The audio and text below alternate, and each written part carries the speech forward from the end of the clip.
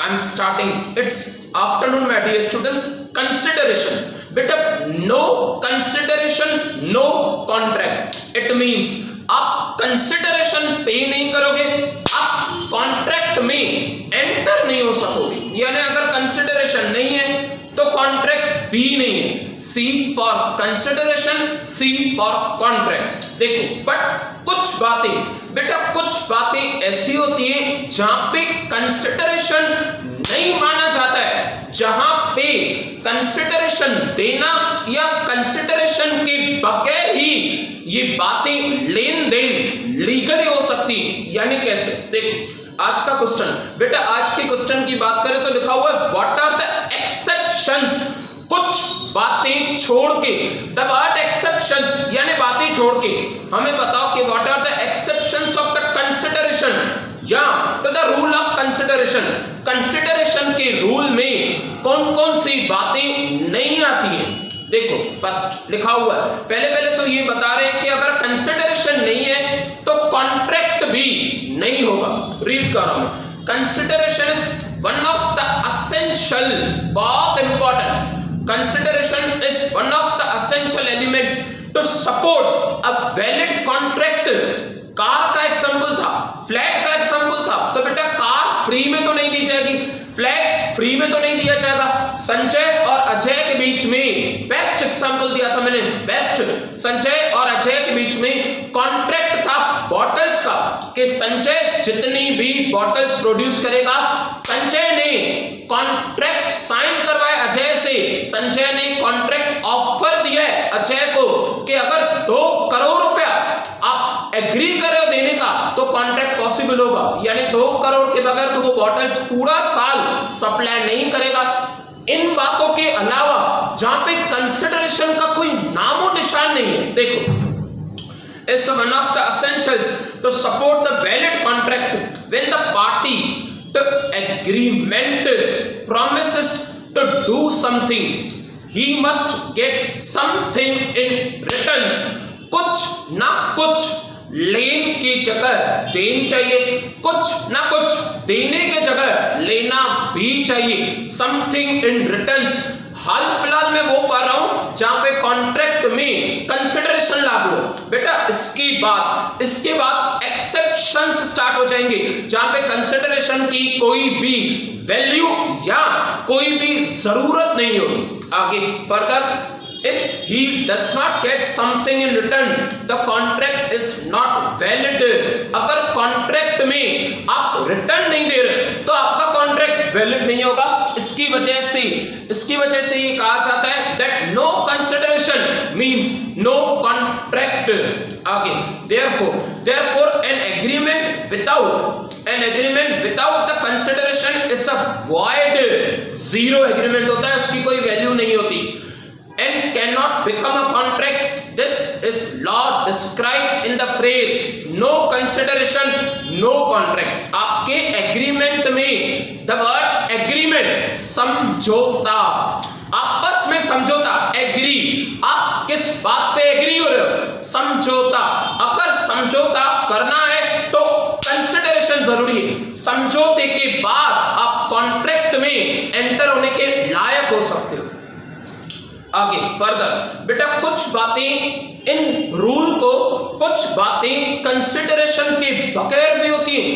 हर जगह पे पैसा, हर जगह पे गोल्ड, हर जगह पे सिल्वर, हर जगह पे इंसान को लालच देके काम करवाया जाए ऐसे नहीं होता. उसके बगैर भी काम खुशी से, प्यार से, द वर्ड प्यार, that is natural love and affections. एक पिता और बेटे के बीच का प्यार, एक पिता और बेटे के बीच का रिश्ता. बेटा एग्जाम्पल देखो, एग्जाम्पल ले रहा हूं मैं. अज्यूम करो कि फादर एक पापा के ऊपर, पर्टिकुलरली घर का हेड हमारे पापा के ऊपर भगवान न करके अगर कोई टैक्स चढ़ जाए, टैक्स यानी कर्जा, अगर पापा के ऊपर कोई कर्जा चढ़ जाए, घर की जिम्मेदारियां चलाते हमारी इच्छाएं पूरी करते इच्छा खत्म नहीं होती. पापा इच्छा पूरी करे हम और अराइज करें, पापा इच्छा पूरी करे हम और भी अराइज करें. अगर पापा के ऊपर कोई चढ़ जाए, कोई कर्जा हो जाए, तो बेटा क्या हमारा फर्ज नहीं, क्या बेटे का फर्ज नहीं उस कर्जे को अपनी मेहनत से पे करने का? एग्जैक्टली यानी ऐसा कोई रिश्ता, ऐसा कोई प्यार जो रिलेशन में हो, चाहे भले वो हस्बैंड और वाइफ का, चाहे भले वो फादर और सन का, पिता के ऊपर कर्जा चढ़ गया है और बेटा खुशी से उस कर्जे को पे कर रहा है, क्रेडिटर्स को अमाउंट पे कर रहा है 10 लाख रुपया। इट मींस 10 लाख रुपए की जगह पे कोई भी कंसिडरेशन नहीं होगा, क्योंकि बेटा जो कर्ज उतार रहा है, बेटा जो क्रेडिटर्स को पैसा दे रहा है, वो प्यार में दे रहा है, अफेक्शन में दे रहा है, रिलेशन में दे रहा है, और सबसे बड़ी बात अपनी खुशी से दे रहा है। यानी 10 लाख के अगेंस्ट में पिता बेटे को कुछ भी नहीं देगा।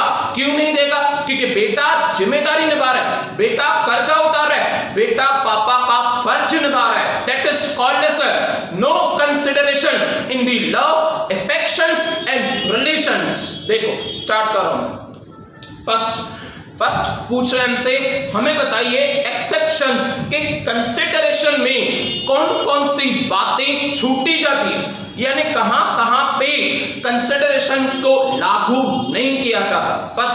First agreement.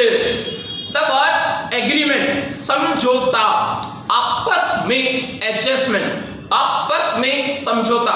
उस पिता के बीच में और बेटे के बीच में समझौता था। पिता ने, पापा ने बेटे को कहा कि मैं थक चुका हूं जिंदगी से, मैं रिटायर होने पे हूं और मेरे ऊपर 10 लाख रुपया 10 lakhs डेब्ट्स है, कर्जा है, और मैं कर्जे को नहीं उतार पा रहा हूं। आप मेरे लिए, आप मेरी वजह से अपने इनकम में से कर्जा उतार दो और मुझे भी और खुद को भी शान से और खुशी से जीने दो, अदरवाइज ये क्रेडिटर्स हमें नहीं जीने देंगे। इट मींस कि बेटा जो पिता के बीच में और बेटे के बीच में समझौता हुआ ना, एग्रीमेंट, बेटे ने हाँ कहा, पिता ने ऑफर रखा, इस एग्रीमेंट के बीच में कोई भी लालच नहीं थी, इस एग्रीमेंट के बीच में कोई भी कंसिडरेशन नहीं थी। बेटे ने ये नहीं कहा कि पापा 10 लाख रुपया कर्जा उतार दूंगा, आप मुझे उसके जगह कार लेके दोगे, आप मुझे उसके जगह घर लेके दोगे। बेटा कार और घर लेके ही देना होता तो 10 लाख कर्जा ही क्यों होगा? एग्जाम्पल था ये। पर ऐसा कुछ भी, कोई भी कंसिडरेशन, ऐसा कुछ भी, कोई भी उम्मीद, समथिंग इन रिटर्न्स बेटे और बाप के बीच में नहीं थी। रीड कर रहा हूं मैं फर्दर, क्या कह रहे हैं। that is when the agreement made on account of natural love and affections, दोनों के बीच में फीलिंग्स थी, दोनों के बीच में अफेक्शंस थे। इस एग्रीमेंट में कंसिडरेशन की कोई भी जरूरत नहीं है। According to the section 25 subsection 1, देखो फर्दर क्या करें। When agreement is made in writing, लिखा होता है, when the agreement is made in writing and registered under the law, for that is being enforced, for the registration of the documents and made out of natural love and affection between the parties standing in a near relation, एक दूसरे के touch में, no consideration is required in such case। यानी उनका समझौता orally हुआ है, उनका समझौता रिटर्न में हुआ है, चाहे जैसे भी उनके नियर रिलेशन में समझौता हुआ है, यानी नियर रिलेशन, ब्लड रिलेशन में कोई भी कंसिडरेशन की जरूरत नहीं है। अगर वो कोई शर्त नहीं है, ऐसी कोई भी कॉन्ट्रैक्ट नहीं है, बस उसे एग्रीमेंट बनाया गया जिस एग्रीमेंट में कोई भी कंसिडरेशन की जरूरत नहीं है। नेक्स्ट एग्जाम्पल लिखा हुआ है, आप पढ़ सकते हो। Agreement between father and his son, agreement between husband and his wife. Next की बात करें, अ प्रॉमिस टू कॉम्पेंसेट, आपकी की हुई सेवा, आपका किया हुआ धर्म, आपकी की हुई कोई सच्ची दिल से कोई काम। अ प्रॉमिस टू कॉम्पेंसेट, आपको भर के देंगे, आपको आपको पैसे देंगे, आपको आपकी सेवा की वजह से, द वर्ड सेवा, जो आपने अपनी इच्छा से किए, जो आपने किसी के दबाव में नहीं की, जो आपने गुड्स समझ के नहीं की, जो आपने कोई बिजनेस समझ के नहीं की, आपने इच्छा अपनी सेवा से किए, आपने कोई प्रॉमिस निभाया अपनी इच्छा से बाय द वॉलंटरी सर्विस, और उसकी जगह पे आपको कुछ पैसे मिले, तो उसे आप कंसिडरेशन नहीं समझना। अब promise to compensate for the past, गुजरी हुई बातों की वजह से, for the past voluntary service, voluntary, अपनी इच्छा से सेवा किए, अपनी इच्छा से वादा निभाया आपने, अपनी इच्छा से मदद की आपने, तो उसके पीछे आपको जो मिल रहा है, उसके जगह पे जो आपको रिटर्न्स मिल रहे हैं, उसे आप कंसिडरेशन मत समझना। अ प्रॉमिस टू कॉम्पेंसेट, पैसे भर के देना या कुछ देना, होली और in part, the person who has already voluntary done something for the promiser, जिसने, जिसको वादा किया था आपने उसका वादा निभाया अपनी इच्छा से आगे, और something which the promisor was legally compellable to do enforce at law, LAW, दो without consideration, put simple words, यानी a promise to pay for the past voluntary service is a binding, यानी आप किसी की हुई सेवा पे जो खर्ची दे रहे हो, जो खुशी से दे रहे हो, वो कोई कंसिडरेशन नहीं था। एग्जैक्टली बेटा, आपने किसी को, समझो आपने किसी को प्रॉमिस किया है, आपसे किसी ने पूछा और आपने उसका प्रॉमिस एक्सेप्ट किया कि मैं डेली 30 डेज तक, एग्जाम्पल समझना, डेली मैं 30 डेज तक इवनिंग में डेली आके जो टेम्पल है ना, उस टेम्पल को काफी अच्छे से क्लीन करूंगा, वॉश करूंगा, अच्छे से मैं पूरी मंदिर की साफ सफाई करूंगा 30 दिन तक। अगर 30 दिन आप कंटिन्यू करते आ रहे हो और 30 दिन के बाद आपको मंदिर का मालिक, उस मंदिर को संभालने वाला कुछ खर्ची दे रहा है, दबाट खर्ची, कुछ पैसे दे रहा है, आप ये नहीं समझना कि वो कंसिडरेशन है, वो अपनी खुशी से दे रहा है, क्योंकि आपने भी अपनी खुशी से वादा किया था कि मैं मंदिर की 30 डेज सेवा करूंगा, बिना किसी शर्त के, बिना किसी कंसिडरेशन के, बिना किसी लोभ और लालच के। नेक्स्ट की बात करें, थर्ड वन, बेटा थर्ड क्या कह रहे, अ प्रॉमिस टू पे अ टाइम बार्ड डेट यानी कर्जा। देखो आपके क्रेडिटर्स, बेटा आपके क्रेडिटर्स यानी आपके कर्जदारों ने आपका कर्जा उतारा है, द वर्ड कर्जदार, क्रेडिटर्स, जिन लोगों ने आपसे गुड्स परचेज किए थे बट उनका टाइम हो चुका है, टाइम बाद डेट, टाइम खत्म होने के बाद कर्जा उतारे, आपने उन्हें टाइम दिया था 3 मंथ्स, 3 महीनों को छोड़ के 3 साल के बाद आपका कर्जा उतारे, तो वो कोई कंसिडरेशन नहीं हुआ।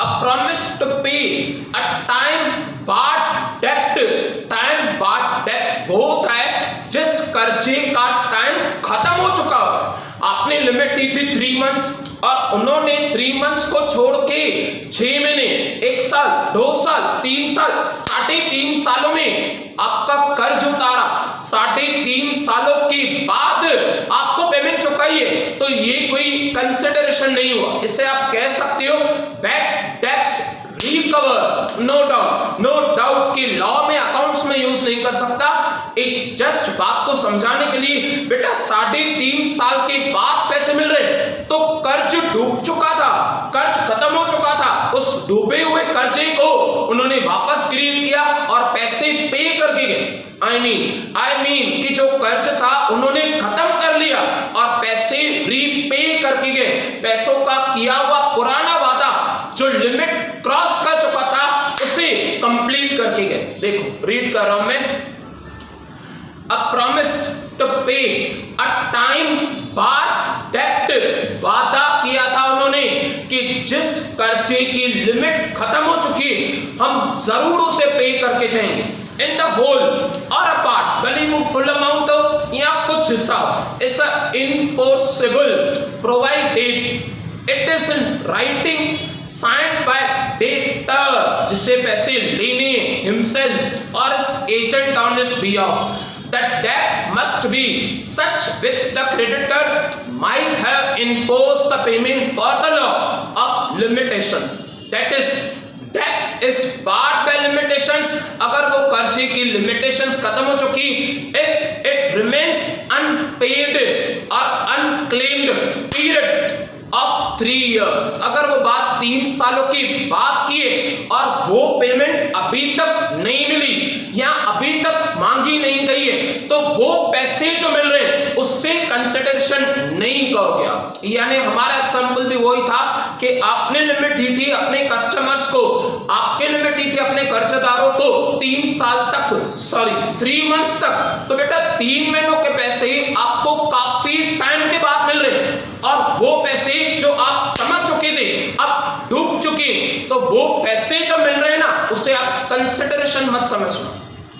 नेक्स्ट देखो, उसके बाद last, I think it's second last, creation of a agency. The word agency, बेटा पुराने जमाने में एजेंसी लेने पे या एजेंसी क्रिएट करने पे कुछ भी पैसों की या पैसे जैसी कोई भी चीज की कंसिडरेशन नहीं ली जाती थी। फिर से मैं समझा रहा हूं क्या कह रहा हूं। अगर मैं किस कंपनी का एजेंट बन रहा हूं तो एजेंट बनने में कोई भी कंसिडरेशन का लेन और देन नहीं होगा। नो डाउट कि एजेंट बनने के बाद मैं जो काम करूंगा मुझे उसके लिए पे किया जाएगा, मुझे उसके लिए कंसिडरेशन दी जाएगी।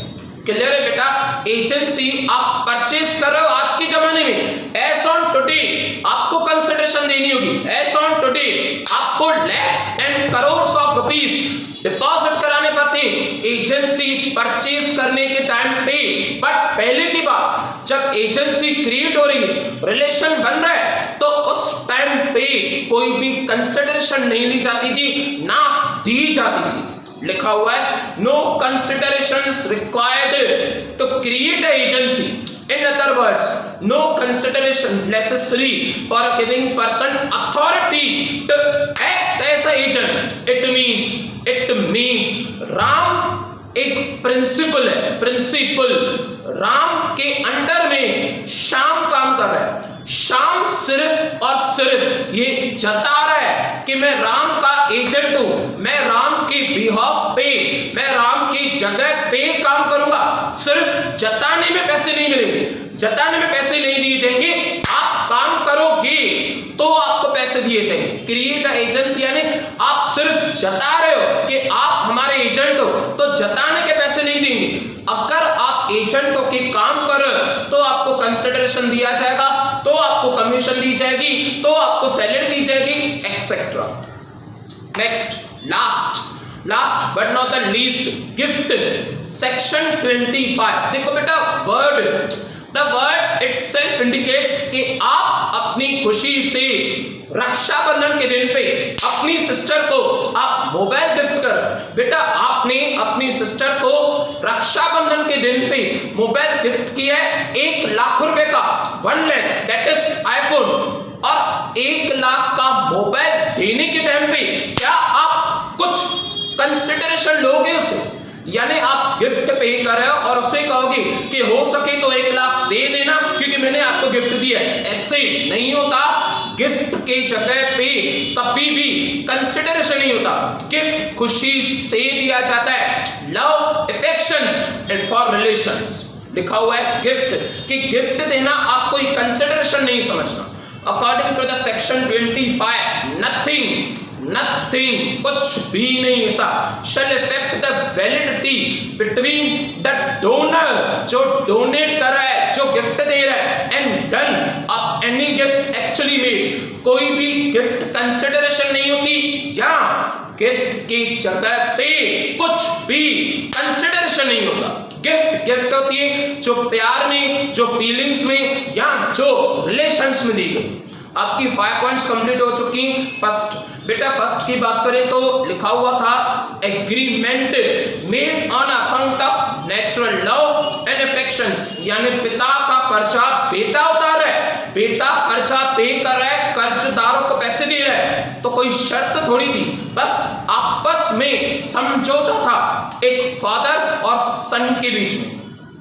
Next, a promise to compensate for the past voluntary services, यानी क्या, यानी कि उस मंदिर की सेवा करने के बाद अगर पुजारी ने, अगर मंदिर के किसी ओनर ने आपको खर्चे दिए या आपको कहा था कि आप सेवा कर लो, मुझसे जो हुआ मैं आपको जरूर दूंगा, इट मीन्स कि वो कंसिडरेशन नहीं था, वो आपकी मेहनत के पैसे नहीं थे, बस आपने सेवा की और उसने अपनी खुशी से आपको पैसे दिए। नेक्स्ट की बात करें, थर्ड, अ प्रॉमिस टू पे अ टाइम बाद डेट, कर्जा वो उतार रहे हो जिसका वक्त खत्म हो चुका है, तो वो कंसिडरेशन नहीं है, वो कर्जों के पैसे हैं जो आप रीपे कर रहे हो। नेक्स्ट, क्रिएशन ऑफ एजेंसी, सिर्फ जताने में क्या होता है, जताने में कौन सा खर्च है कि शाम राम का एजेंट है, जताने में तो कोई खर्च नहीं ना, अगर शाम राम के लिए काम कर रहा है उस काम के जरूर पैसे मिलेंगे शाम को। नेक्स्ट, गिफ्ट, आप रक्षाबंधन पे गिफ्ट दे रहे हो, इट्स नॉट अ कंसिडरेशन, ना तो वो कंसिडरेशन है ना ही उसकी जगह पे कुछ कंसिडरेशन है, वो एक खुशी और प्यार में दी हुई चीज है। That's it. Last, quote of the day, बेटा कोट ऑफ द डे के बाद आपका लेक्चर सक्सेसफुली कंप्लीट हो जाएगा। देखिए, you can always become better, आप हर पल और हमेशा बेहतरीन काम कर सकते हो। देखो बेटा, आपके पास कार है, आपके पास टू व्हीलर है, ये मैटर नहीं करता कि कार कितनी पुरानी है, टू व्हीलर कितनी पुरानी है, आप जब कार की सर्विस कराओगे, जब एक्टिवा की सर्विस कराओगे, आपकी एक्टिवा आपको फिर न्यू लगेगी, आपकी एक्टिवा आपको फिर वही परफॉर्मेंस देगी। इट मीन्स बेटा, हमारा शरीर, हमारी सोच भी एक इंजन की तरह, एक मशीन की तरह है। आप जितनी बार उसमें बदलाव करना चाहो, आप जितनी बार न्यू अपॉर्चुनिटीज एक्सेप्ट करोगे, कुछ ना कुछ न्यू सीखोगे, जितनी बार आप चैलेंज करोगे, कुछ ना कुछ आप न्यू सीखोगे, और पुरानी गलतियों को सुधारने के लिए कोई भी लिमिट नहीं होती, यानी 1 साल तक आप गलतियों को सुधारो, 2 साल तक सुधारो, 6 महीने तक सुधारो, आपने गलतियां की है, आप उसे आज ही सुधार सकते हो, आप हर पल बेटर हो सकते हो, आप अपना वर्जन, इट मीन्स आप खुद का सॉफ्टवेयर भी अपडेट कर सकते हो। You can always become better, आप हर पल बेहतरीन बन सकते हो। Exactly, that's sufficient for today, will again continue tomorrow, bye, take care, have a nice day.